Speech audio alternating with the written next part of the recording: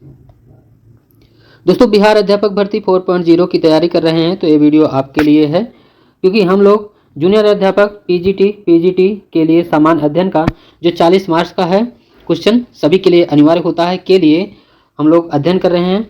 अभी तक हमने आपको 3 वीडियो प्रोवाइड कर दिए हैं, आज हम लोग चौथा वीडियो आपको प्रोवाइड कर रहे हैं। दोस्तों इस बुक में 1992 से लेकर के 2024 तक जितने भी बीपीएससी ने, बिहार लोक सेवा आयोग ने सामान्य ज्ञान और सामान्य विज्ञान के क्वेश्चन पूछे हैं इस बुक में दिए हुए हैं, चाहे प्राइमरी हो, सेकेंडरी हो, हायर सेकेंडरी या हेडमास्टर हो और अदर ये पेपर हुए हैं जितने भी, सभी के क्वेश्चन इस बुक में दिए हैं। इस बुक में टोटल 8250 क्वेश्चन हैं। ये सारे क्वेश्चन आपको एक एक क्वेश्चन आपको प्रोवाइड किए जाएंगे, साथ ही क्वेश्चन के साथ साथ व्याख्या भी दी हुई है, उस व्याख्या को भी प्रोवाइड करेंगे।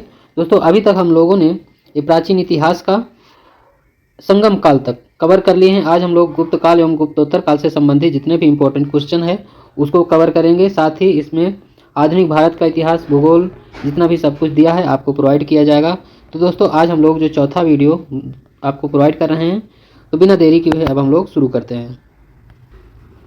दोस्तों गुप्त काल एवं गुप्तोत्तर काल से संबंधित जितने भी क्वेश्चन बीपीएससी ने पूछा है उसको हम लोग कवर कर रहे हैं। इनमें से किस प्रसिद्ध शासक ने अपनी माता के नाम पर विजयनगर के पास नागलपुरम की एक उपनगरीय बस्ती की स्थापना की थी? तो इसका राइट आंसर हो जाएगा कृष्णदेवराय। ये ऑप्शन इसका सही आंसर हो जाएगा। ये बीपीएससी पीआरई प्री 2022 में पूछा गया है और 23 में। विजयनगर साम्राज्य के तुलु वंश के शासक कृष्णदेवराय अपनी माता के नाम पर विजयनगर के पास नागलपुरम की एक उपनगरीय बस्ती की स्थापना की थी। उल्लेखनीय है कि कृष्णदेवराय को कन्नड़ राज्य में रमण तथा आंध्र भोज के नाम से भी जाना जाता है। इनके द्वारा तेलुगु में राजकीय कला पर लिखी गई पुस्तक अमुक्त माल्यद बहुत प्रसिद्ध है। पंचतंत्र किसके द्वारा लिखा गया है? तो इसका राइट आंसर हो जाएगा विष्णु शर्मा। पंचतंत्र विष्णु शर्मा के द्वारा लिखित किताब है। पंचतंत्र के रचयिता पंडित विष्णु शर्मा हैं। पंचतंत्र को नीति की कथाओं में प्रथम स्थान प्राप्त है। पंचतंत्र को 5 तंत्रों या भागों में बांटा गया है। इसमें है मित्रभेद, मित्र, लाभ, काकोली, कुयम और लब्ध प्रणास, अपरिचित कारक। इस तरह से इसके पार्ट बटे हुए हैं। क्वेश्चन नंबर 3 है, झांसी के पास देवगढ़ का मंदिर और इलाहाबाद के पास गढ़वा मंदिर में बनी मूर्ति किस कला के लिए के अवशेष हैं? तो तीसरे नंबर का जो राइट आंसर हो जाएगा इसमें बी ऑप्शन सही आंसर हो जाएगा, गुप्त काल। इसकी व्याख्या देखते हैं। झांसी के पास देवगढ़ का मंदिर, इलाहाबाद के प्रयागराज के पास गढ़वा मंदिर में बनी मूर्तियां गुप्त काल की महत्वपूर्ण अवशेष हैं। गुप्त मूर्ति कला में बौद्ध, जैन और हिंदू तीनों धर्मों के अतिरिक्त गैर धार्मिक विषयों की मूर्तियां भी बनाई गई हैं। सारनाथ, मथुरा, पाटलिपुत्र गुप्त काल मूर्ति कला के प्रमुख केंद्र थे। क्वेश्चन नंबर 4, किस गुप्त शासक ने सर्वप्रथम महाराजाधिराज की उपाधि धारण की थी? तो इसका राइट आंसर हो जाएगा सी ऑप्शन है चंद्रगुप्त प्रथम। चंद्रगुप्त प्रथम का शासनकाल लगभग 319 ईस्वी से 335 ईस्वी तक था। यह गुप्त वंश का प्रथम शासक था जिसने महाराजाधिराज की उपाधि धारण की थी। नालंदा ताम्रलेख में किस गुप्त शासक को परम भागवत कहा गया है? तो इसका राइट आंसर हो जाएगा समुद्रगुप्त।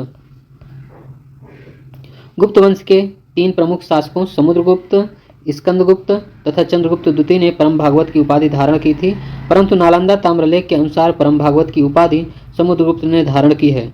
समुद्रगुप्त के विजयों की जानकारी इलाहाबाद या प्रयाग प्रशस्ति में मिलता है। दोस्तों ये प्रयाग प्रशस्ति है जो गुप्त वंश के सम्राट समुद्रगुप्त के दरबारी कवि हरिश्चंद्र द्वारा रचित लेख है। समुद्रगुप्त के विजयों से प्रभावित होकर विसेंट स्मिथ ने समुद्रगुप्त को भारत का नेपोलियन कहा है। प्रयाग प्रशस्ति के 21वें पंक्ति में आर्यावर्त के 9 शासकों का वर्णन किया गया है। प्राचीन भारत का नेपोलियन किसे कहा जाता है? इसका राइट आंसर हो जाएगा समुद्रगुप्त को।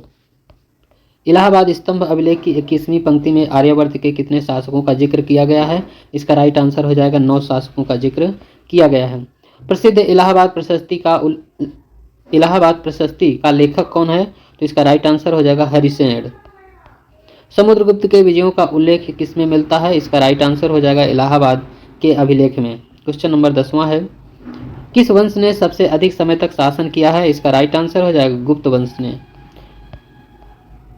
दोस्तों विकल्प में सर्वाधिक समय तक शासन गुप्त वंश ने किया था। गुप्त वंश का संस्थापक श्रीगुप्त था। चंद्रगुप्त प्रथम पहला गुप्त शासक था जिसने महाराजाधिराज की उपाधि धारण की। इसके द्वारा 319 ईस्वी में गुप्त संवत का प्रचलन कराया गया था। गुप्त वंश का शासनकाल 275 ईस्वी से 550 ईस्वी तक माना जाता है। गुप्त वंश का प्रथम शासक श्रीगुप्त और अंतिम शासक विष्णुगुप्त था। गुप्त स्वर्ण मुद्राओं को उनके अभिलेख में दिनार कहा गया है। गुप्त शासकों ने मंदिरों और ब्राह्मणों को सबसे अधिक ग्राम अनुदान दिया। गुप्त काल में भूमि राजस्व की दर उपज 6वां भाग था। नगरों का क्रमिक पतन गुप्त काल की एक महत्वपूर्ण विशेषता थी। आर्य शर्मा ने तर्क दिया कि गुप्त एवं गुप्तोत्तर काल में धन अर्थव्यवस्था का पतन दिखाता है। नगरों का क्रमिक पतन किस काल की एक महत्वपूर्ण विशेषता है? इसका राइट आंसर हो जाएगा गुप्त काल। किस शासक ने मंदिरों एवं ब्राह्मणों को सबसे अधिक ग्राम अनुदान में दिया था? इसका राइट आंसर हो जाएगा गुप्त वंश। गुप्त युग में भूमि राजस्व की दर क्या थी? इसका राइट आंसर हो जाएगा उपज का 6वां भाग। किसने तर्क दिया है कि गुप्त और उत्तरोत्तर गुप्त काल में धन अर्थव्यवस्था में पतन दिखता था? इसका है आर्य शर्मा ने कहा था। क्वेश्चन है 15। गुप्त स्वर्ण मुद्राएं उनके अभिलेखों में किस नाम से अंकित हैं? तो ये है दिनार के नाम से अंकित हैं। क्वेश्चन नंबर 16 है इनमें से कौन गुप्त काल में औषधि के क्षेत्र में अपने कार्य के लिए जाने जाते हैं? तो इसका राइट आंसर हो जाएगा ई ऑप्शन इसका सही है। इसकी व्याख्या देखते हैं। प्रश्न में दिए गए चारों विकल्पों में से संबंधित व्यक्ति गुप्त काल की चिकित्सा से संबंधित नहीं है। भारत में चिकित्सा से संबंधित दो महत्वपूर्ण व्यक्ति चरक और सुश्रुत थे। इन दोनों का संबंध मौर्योत्तर काल से है। ताम्रलिपि बंदरगाह का प्रयोग गुप्त काल में उत्तर भारत के व्यापारी के लिए किया जाता था। पृथ्वी की अपनी धुरी पर घूमने के कारण प्रतिदिन सूर्योदय और सूर्यास्त होता है। यह आर्यभट्ट ने कहा है। गुप्त काल में बिना जोती हुई जंगली भूमि को अपृहत कहा जाता है। देवगढ़ का दशावतार मंदिर गुप्तकालीन स्थापत्य कला का उदाहरण है। दोस्तों जितना भी व्याख्या वाले हैं क्वेश्चन इन्हें मत स्किप कीजिएगा। थोड़ा समय लेकर आप वीडियो देखिए। सारे क्वेश्चन इंपॉर्टेंट हैं। कहीं ना कहीं आपसे एग्जाम में टकराएंगे जरूर और वीडियो को स्किप नहीं कीजिएगा। निम्नलिखित में से कौन सा गुप्त काल का मंदिर है? इसका राइट आंसर हो जाएगा देवगढ़ का दशावतार मंदिर। क्वेश्चन नंबर 18वां है निम्नलिखित में से कौन सा बंदरगाह गुप्त काल में उत्तर भारतीय व्यापार के लिए उपयोग किया जाता है? इसका राइट आंसर हो जाएगा ताम्रलिपि। इनमें से किसने पहली बार यह व्याख्या की थी कि पृथ्वी के अपनी धुरी पर घूमने के कारण प्रतिदिन सूर्योदय एवं सूर्यास्त होता है? तो आर्यभट्ट इसका राइट आंसर हो जाएगा। किस प्रकार की भूमि को अपृहत कहा जाता है? इसका राइट आंसर हो जाएगा बिना जोती हुई जंगली भूमि। क्वेश्चन नंबर 21 प्रसिद्ध चीनी यात्री फाहियान ने अपने किसके शासनकाल में भारत की यात्रा की थी? इसका राइट आंसर हो जाएगा चंद्रगुप्त सेकंड। प्रसिद्ध यात्री फाहियान ने चंद्रगुप्त सेकंड विक्रमादित्य के काल में भारत की यात्रा की थी। यद्यपि फाहियान ने अपने यात्रा वृत्तांत में समकालीन शासक के नाम उल्लेख नहीं किया है, किंतु उसमें चंद्रगुप्त कालीन भारत की संस्कृति दशा का सुंदर वर्णन किया है। चंद्रगुप्त सेकंड गुप्त वंश का प्रसिद्ध शासक था जिसने अपने बड़े भाई की हत्या कर सत्ता प्राप्त किया था। शकों को पराजित करने के कारण इसे सकरी कहा जाता है। इससे इस सोपारा काम्बे भड़ौज बंदरगाह की प्राप्ति हुई है। इसी के उपलक्ष्य में इसने विक्रमादित्य के उपाधि धारण की। मेहरौली लौह स्तंभ लेख चंद्रगुप्त द्वितीय ही था। इसमें मेहरौली स्तंभ में चंद्र दिया गया है तो ये चंद्रगुप्त द्वितीय के लिए ही कहा गया है। चंद्रगुप्त द्वितीय किस साम्राज्य के शासक थे? इसका राइट आंसर हो जाएगा गुप्त काल गुप्त साम्राज्य के। मेहरौली लौह स्तंभ अभिलेख का चंद्र संबंधित है तो चंद्रगुप्त द्वितीय से संबंधित है। सी ऑप्शन राइट आंसर हो जाएगा। निम्नलिखित में से गुप्त शासकों में किसने विक्रमादित्य की उपाधि धारण की थी? तो चंद्रगुप्त सेकंड ने उपाधि धारण की थी। किस गुप्त शासक ने शकों को पराजित किया और इस कारण सकरी कहलाया? तो इसका राइट आंसर हो जाएगा चंद्रगुप्त सेकंड। किसके द्वारा 3 प्रसिद्ध बंदरगाहों सोपारा काम्बे और भड़ौज को गुप्त साम्राज्य में मिलाया गया? इसका राइट आंसर हो जाएगा चंद्रगुप्त द्वितीय। 27 नंबर किस गुप्त शासक ने अपने बड़े भाई की हत्या कर सत्ता की प्राप्ति की? इसका राइट आंसर हो जाएगा चंद्रगुप्त द्वितीय। गुप्त सम्राट जिसने हूणों को पराजित किया था, इसका राइट आंसर हो जाएगा स्कंदगुप्त। गुप्त सम्राट स्कंदगुप्त द्वारा हूणों को पराजित किया गया।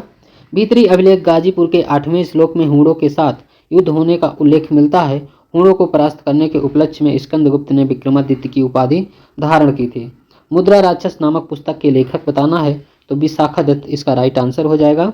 विशाखा दत्त ने मुद्रा राक्षस व देवी चंद्रगुप्तम नामक नाटक लिखे। कुमार संभव महाकाव्य की रचना कालिदास ने की। वाग्भट्ट ने अष्टांग हृदय नामक आयुर्वेद ग्रंथ की रचना किया। बृहत संहिता पुस्तक के लेखक वराह मिहिर हैं। अमर सिंह के अमर कोश ग्रंथ में 12 प्रकार के भूमि का वर्णन किया गया है। देवी चंद्रगुप्तम नामक नाटक के रचनाकार बताना है तो ये विशाखा दत्त इसका राइट आंसर हो जाएगा। निम्न में से कौन सा जोड़ा सही नहीं है?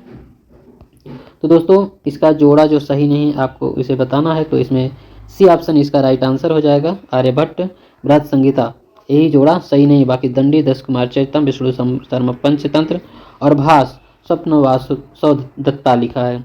अमरकोश में कितने प्रकार की भूमि का वर्णन है? तो ये 12 प्रकार की भूमि का वर्णन है। क्वेश्चन नंबर 33, आयुर्वेद के प्रसिद्ध ग्रंथ अष्टांग हृदय के रचनाकार कौन है? इसका राइट आंसर हो जाएगा वाग्भट्ट। कुमार संभवम महाकाव्य किस कवि ने लिखा है? तो इसका कालिदास राइट आंसर हो जाएगा। ताम्रपत्र लेख दर्शाते हैं कि प्राचीन काल में बिहार के राजाओं का संपर्क था ये जावा सुमात्रा से। कर्नाट वंश का संस्थापक कौन था? इसका राइट आंसर हो जाएगा ज्ञानदेव। कर्नाट वंश का अंतिम शासक कौन था? इसका राइट आंसर हो जाएगा हरि सिंह। नालंदा विश्वविद्यालय के संस्थापक का युग क्या है? इसका राइट आंसर हो जाएगा गुप्त काल। नालंदा बिहार प्रांत की राजधानी पटना के दक्षिण में स्थित है। यहाँ सर्वप्रथम एक बौद्ध विहार की स्थापना गुप्त काल में हुई थी, गुप्त काल में करवाई गई। चीनी यात्री ह्वेनसांग लिखता है कि इसका संस्थापक शक्रादित्य था, जिसने बौद्ध धर्म के त्रिरत्नों के प्रति महती श्रद्धा के कारण इसकी स्थापना करवाई। शक्रादित्य की पहचान कुमारगुप्त प्रथम से की जाती है, जिसकी सुप्रसिद्ध उपाधि महेंद्रदित्य थी। नालंदा विश्वविद्यालय को मुस्लिम आक्रमणकारी बख्तियार खिलजी ने 1202 ईस्वी में नष्ट कर दिया था। नालंदा विश्वविद्यालय के संस्थापक बताना है आपको, तो कुमारगुप्त इसका राइट आंसर हो जाएगा। नालंदा विश्वविद्यालय के विनाश का कारण क्या है? तो मुसलमान हैं। नालंदा विश्वविद्यालय किस लिए प्रसिद्ध है? तो इसका राइट आंसर हो जाएगा बौद्ध धर्म दर्शन। ह्वेनसांग की भारत में यात्रा के समय सूती कपड़ों के उत्पादन के लिए सबसे प्रसिद्ध नगर था मथुरा। ह्वेनसांग हर्षवर्धन के काल में भारत आया। तत्कालीन समय में मथुरा सूती वस्त्र के उत्पादन का केंद्र था, जबकि वाराणसी रेशम के वस्त्रों के लिए प्रसिद्ध था। चीनी यात्री ह्वेनसांग 6 वर्ष तक नालंदा विश्वविद्यालय में अध्ययन किया। क्वेश्चन नंबर 43 है, चीनी यात्री ह्वेनसांग ने किस विश्वविद्यालय में अध्ययन किया था? तो इसका राइट आंसर हो जाएगा नालंदा विश्वविद्यालय। क्वेश्चन नंबर 44 है। 44 में थानेश्वर की राजधानी बताना है, तो ये वर्धन हो जाएगा, वर्धनों की राजधानी हो जाएगा। कविबाण निवासी था, इसका राइट आंसर हो जाएगा उपरोक्त में से कोई नहीं। हर्षचरित नामक पुस्तक किसने लिखी है? इसका राइट आंसर हो जाएगा बाणभट्ट। हर्षवर्धन के शासनकाल में किस चीनी यात्री ने भारत की यात्रा की थी? तो ह्वेनसांग इसका राइट आंसर हो जाएगा। इसका बी ऑप्शन इसका राइट आंसर है।